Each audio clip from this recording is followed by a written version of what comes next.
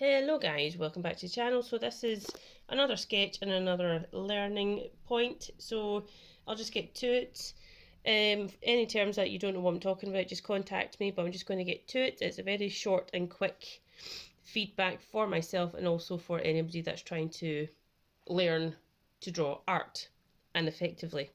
So first one's 3 minutes, second one's 2.5 minutes, and the third one actually took me 2 minutes.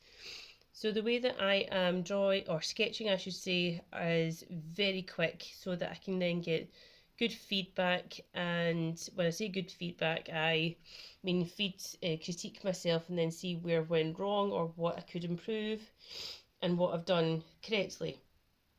Number 1 is the closest to the reference photo, but I'm happy with both of number 1 and number 2.